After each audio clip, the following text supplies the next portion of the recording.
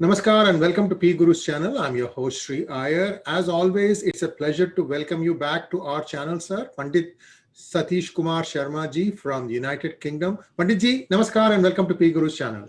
Sree, pranam, namaskar, and it's been a little bit of a while since I was with you. Things have been really hotting up here in the UK, and so it's a pleasure to be back. Let's bring everybody up to speed. Yes, indeed. And first off, I want to talk to you and congratulate you on your new book. Would you like to spend a couple of minutes perhaps on your new book and where it is being sold now and when readers in India and other countries can expect it? Just a couple of minutes, sir. Yes, it's a wonderful opening. Thank you. The book is actually doing quite well now, and it's moving quite well in the UK. People are beginning to read it more and more. And in the US, as you know, we faced this challenge in the UK 4 or 5 years ago. And we managed to defeat the evangelical movement who were trying to defame us and instill hatred in the hearts of the British people against Hindus. And the battle moved over to the US. And in the US, it's really in full steam at the moment. I don't know whether you'd heard, but Netflix have taken on a contract to produce a movie about Isabel Wilkerson's book, the one that was publicized by Oprah. So this thing is not going to die a death. And fortunately, the material we've got in the book is really being well received in the US. We're having multiple conversations, lots and lots of Zoom calls, many requests from parents who are distressed that their children perhaps are buying in to the propaganda. And so it's like a tanker, isn't it? This caste concept has been like a huge tanker that's been plundering forward. And what we're trying to do is to make it do a U-turn. And that'll take a bit of time. The great news is that we're on literally the last steps of getting it printed and published and distributed in Bharat as well. So we will have a Bharat edition coming out very shortly. And good luck to you, sir. This story had to be told in the light of so many attempts by spurious, specious organizations who call themselves as being in support of Dalits, and nothing could be further from the truth on this. And we are going to start coming up with some startling revelation, but that's a topic for a different day and different time. Now, let us jump into some of the things that are happening in and around the United Kingdom. Satish ji, the first thing that I wanted to ask you was about this social media thing. Twitter is running amok. That's all I can say. Just to set the context here, it unverified the Vice President of India, his handle, his official handle, also unverified several senior RSS leaders' official handles. And then when there was an uproar, it put it back. It was a mischief. And same thing happened with Nigeria's president. And he actually banned Twitter from operating in Nigeria. That was pretty hard. And I don't know why they did it, whether it was something that was going for a while. You can set us straight on what was happening in Nigeria. And we also know that Twitter banned Donald Trump, the president of the United States, for life in February 2021. He was still president when they banned him for 2 years, but then a month later, they banned him for life. So Twitter seems to have a mindset of its own. It seems to think that the rules of various countries and laws don't apply to it. That is how I read it. This is something that is going to have not a good ending for Twitter. And I don't know what your thoughts are, Panditji, but certainly Britain also should be seeing some of these things. Well, as you know, I'm a scholar of colonialism, both the mentality, the psychology, but also the history of it. And Twitter is merely the latest manifestation of this colonialist mentality. And one of the things the colonialists are wonderful at doing is creating laws for everybody to follow and then completely flouting them themselves. And if you have the momentum and the size, it takes a long time before people realize that that's what's going on. Now, we have the original templated organization, which was the master propagandist on a global platform, that's the BBC.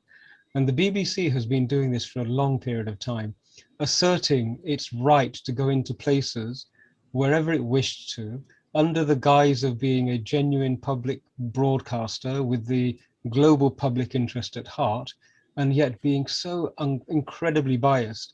And it's becoming more and more apparent that the BBC has actually been very little other than the cover-up mechanism, the machinery for hiding everything the Brits were doing in the past. And in fact, most people are now beginning to consider it as being just another extension of the British deep state. Now, what's happening with Twitter is also happening with the BBC here in the UK. Increasingly, the general British public are developing shall we say, they're becoming quite impatient at the BBC's devotion to the left liberal woke crowd, combined with the BBC's traditional colonialist attitude to everything non-British. It's good to see that the British Hindu community are also waking up to the fact that the BBC does not act in our interests.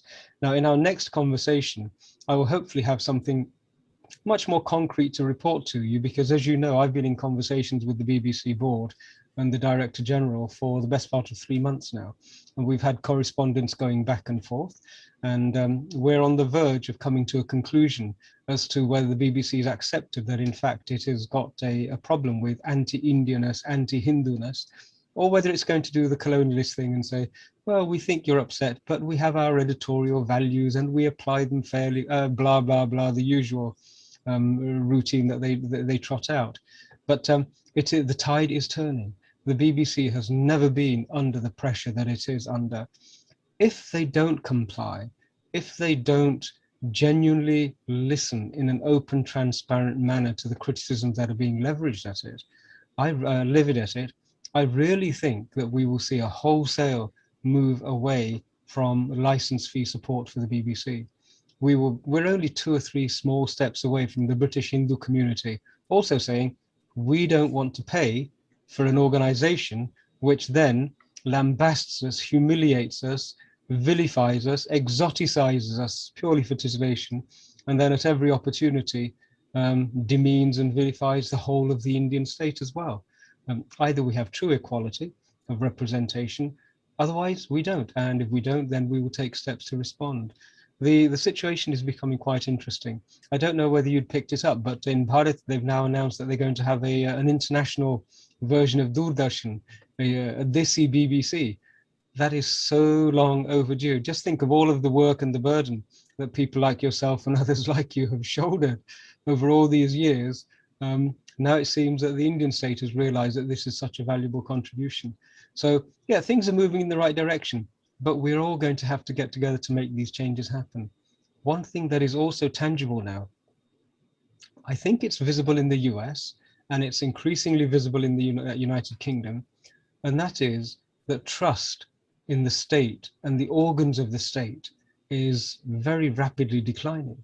Almost all of the institutions of state governance are under such critical scrutiny.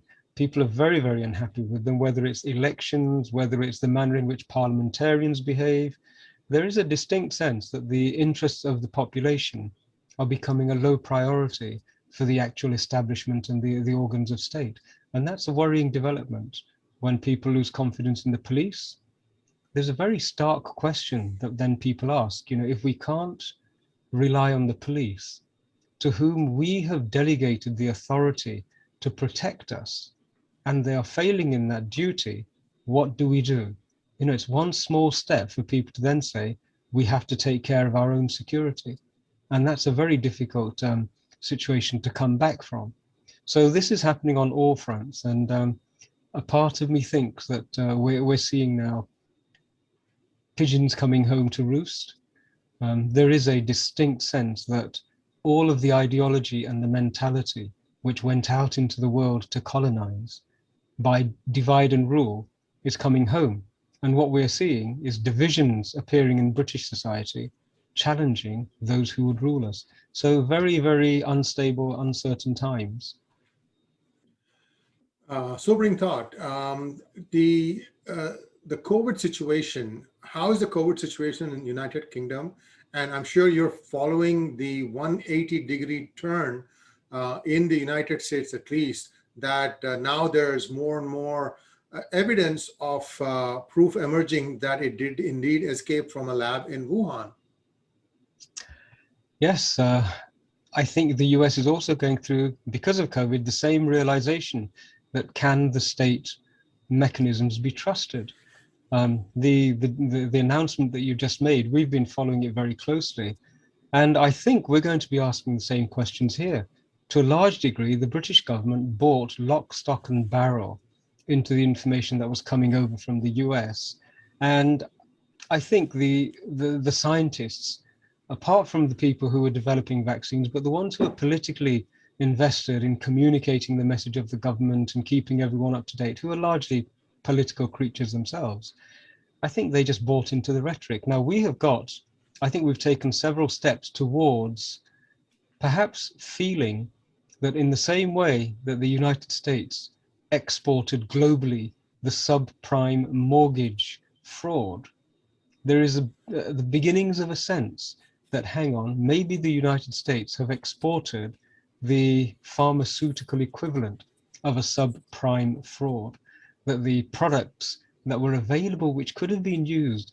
I've been doing and hearing quite a lot about ivermectin, about the use of hydroxychloroquine, etc. And all of that is coming back to the fore. And medical practitioners are now saying, we were denied full access to the range of treatments that we could have had. Why did that happen? That'll start to happen here in the US. I really don't I don't envy the position of Matt Hancock, the British Secretary of State for Health. I think he is going to come under a great deal of scrutiny. You may have received the news that we had the first day for a long period of time when there were no COVID-related deaths reported in the United Kingdom. And so we're now inching towards the 21st of June, which has been presented as the day for lockdown freedom. That after that, we're going to have a big step forward towards being as close to normal as is possible under these circumstances. This is what the government has been touting. But I have my doubts. I have a distinct sense that before the 21st, there will be a revelation of some description or another. Maybe a Scottish variant or an Irish variant will appear, and an excuse will be made to keep lockdown in place whilst the drive to inoculate or to vaccinate everybody then presses forward. Severe concerns, lots and lots of questions being asked. More and more people are asking, on what basis do you do a complete population vaccination program with treatments that are still only officially approved for emergency use? Why do you move forward to inoculate children, 12-year-olds, when the data would seem to suggest that their profile is completely contrary to the profile which is the most vulnerable and even susceptible? So lots and lots of questions being asked. It's still going to be a very uncertain summer. You may have heard that the United Kingdom has been putting countries onto the red list. There is a red, amber, and green system, and a country, if it's on the green light, as it were, then there's freedom of movement. And India was put onto the red list, and only last week Portugal was put onto the red list, just like that. And there are quite a few British holiday makers who are stranded over there. Many who had purchased holidays for the first time in a year and a half have had to cancel, and there's little prospect of them getting their funds back. So lots and lots of unsettled times with this COVID issue. Well, let's hope and pray that things come back to normal. See, this is something that nobody expected. Like, for instance, India thought that they had it well under control, and then the double mutation variant happened in Mumbai, and that was a trigger for another huge outbreak. So, I mean, this is really if it is something that has come out of a lab, and if it maybe then it also can be controlled to subject a specific set of people to the virus. It's now becoming more okay from the conspiracy theory dumb. It is beginning to now get into the reality theory, but somebody needs to show that yes, by doing this sequencing can be made to do this other behavior. I'm sure somebody in some lab is trying to see how they can come up with a variant, because if one can prove that, then the original premise that it was actually a lab produced product becomes black and white, and I think that would be the point where people will start looking at one country very, very severely and saying, okay, what have you saved for yourself? So Yeah. Panditji, this is a ongoing thing. So, if with your permission, sir, let's talk about something else. Mm. I know that Rashmi has come back to the United Kingdom to finish her courses in Oxford. What is happening there? Any other movement? What happened with the university to to try and act against that ill-advised Facebook posts and tweets that a certain faculty of Oxford put out? What is the latest on that, sir? Well, let's start with the good news. And the good news is that Rashmi is well into her studies again and committed and moving forward with a very positive attitude. Her safety has already been established, and she has started to make good progress on the main reason for her being there. Good spirits. We speak and chat and exchange messages regularly. The issue to do with the Dr. Sarkar and his ridiculous behavior, as you know, Oxford University felt that this was sufficiently severe for them to appoint an external adjudicator, somebody to come from outside and to do an investigation. And that sounds really nice, doesn't it? It sounds as though it's going to be completely transparent, unrestricted, and that's the feeling that they wanted to give. But I have a suspicion that what they will probably do is what British colonialist institutions always do, which is go for the PR, but then the devil is in the detail. I have a suspicion that what they will do is confine the activities, the scope and the breadth of the investigation, try and control it, try and brush it under the carpet, try and minimize it, and then produce some sort of report to allow him to continue whilst sort of slapping his wrists for being a naughty boy, and nothing else will change. I suspect that's what they will come out with. Now we're expecting the reports to come out this week, and that's really what the community is waiting for. As soon as the report comes out, we'll have a look at it, and if we feel that in fact this is behavior which is not equal, that had it been somebody making a similar statement about some other community, would they have been dealt with in the manner that this report will perhaps deal with them? If there is a feeling that there is inequality, that as a Hindu community we are being, shall we say, not being dealt with a level of justice, then we will pick it up and run with it again. We're just waiting for the report to come out. I've shared with you what I think is going to happen. Let's see whether I'm proven right. And lastly, sir, how are things with the Labour Party? How are things going on there? Well, there is a distinct sense that they have missed the most incredible opportunity when you think about the state of the nation in a COVID crisis situation, especially one where perhaps the need for an opposition was the greatest ever.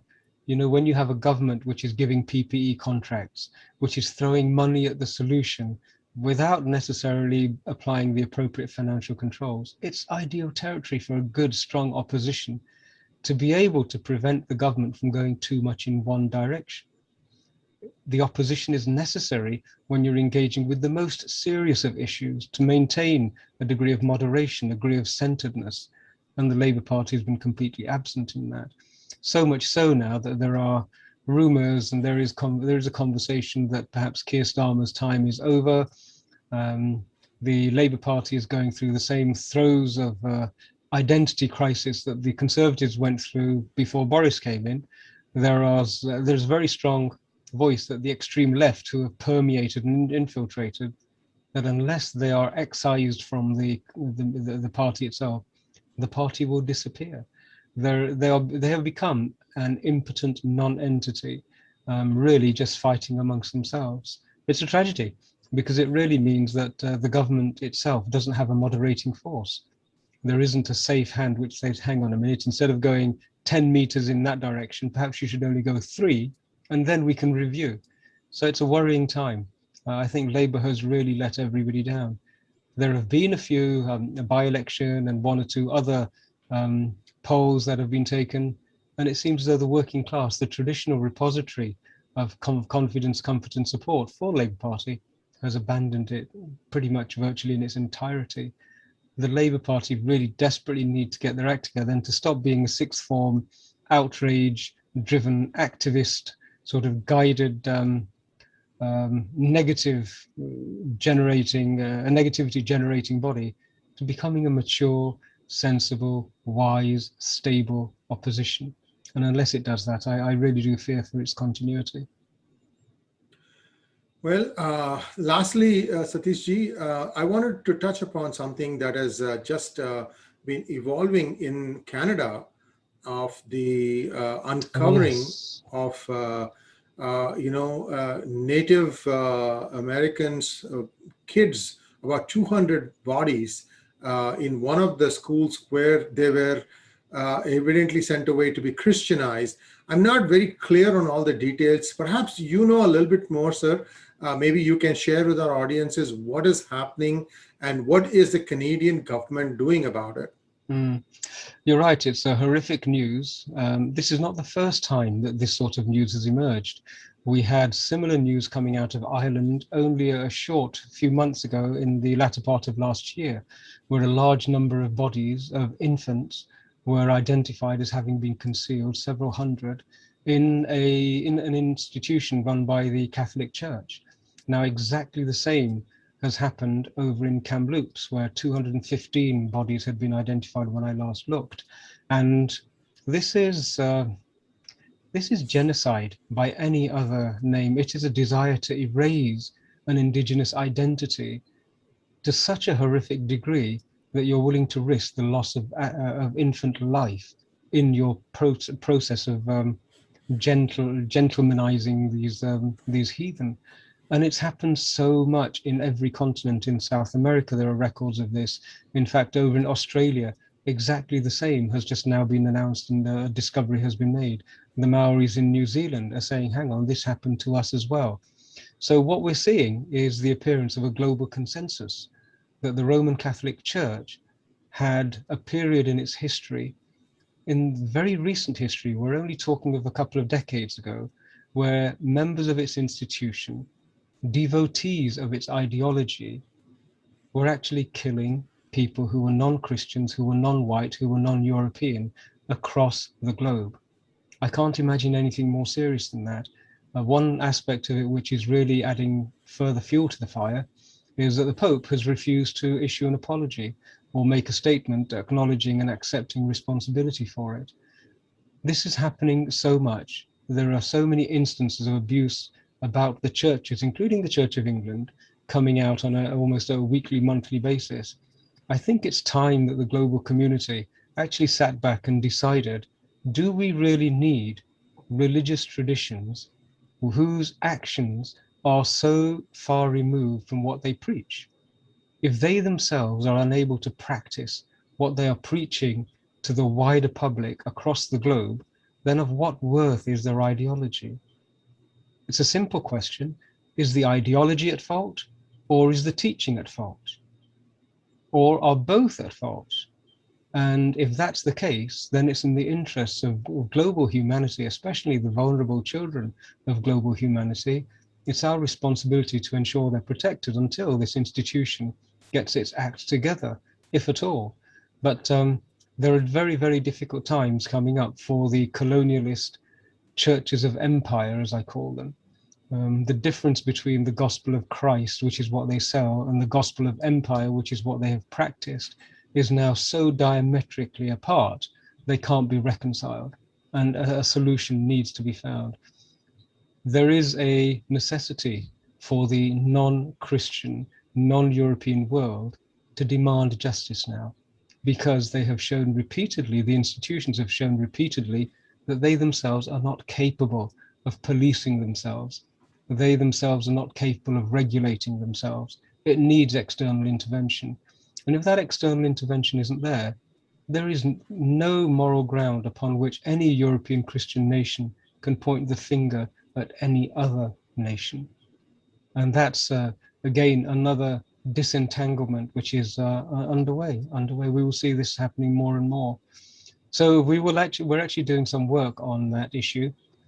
Again, in our next conversation, we will have a little bit more to talk about the means by which that same process of making Christian the heathen child is still present in religious education in Christian countries.